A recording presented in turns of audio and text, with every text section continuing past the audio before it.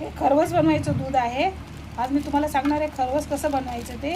हे मी 1 लिटर दूध घेऊन हे गाळून घेते.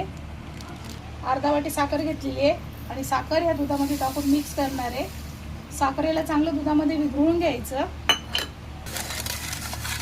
अशी साखर सगळी विघळून घ्यायची. जोपर्यंत साखर विघळल्याच्या नंतर पण याला गाळून घ्यायचं. माझी मी परत एकदा दुधाला गाळून घेते.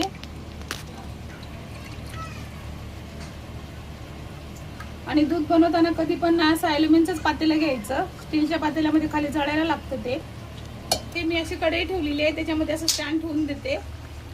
खालतून पाणी टाकलेलं आहे 1 लिटर. पाणी जर कमी झालं नंतर तर टाकू शकतो. कमीत कमी अर्धा तास तरी ठेवावं लागेल. पावडर टाकू शकता पण मी नाही टाकलेलं आहे. आणि झाकण ठेवून द्यायचं.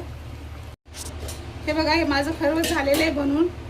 बघा किती मस्त झालेलं आहे. असं काढून बघायचं. हे बघा किती मस्त झालेलं आहे. असं तुम्ही बनवून बघू शकता. किती मस्त झालेलं आहे बघा. अशी रेसिपी तुम्ही करून बघा. आवडली तर शेअर करा, कमेंट करा, लाईक करा, सबस्क्राईब करा.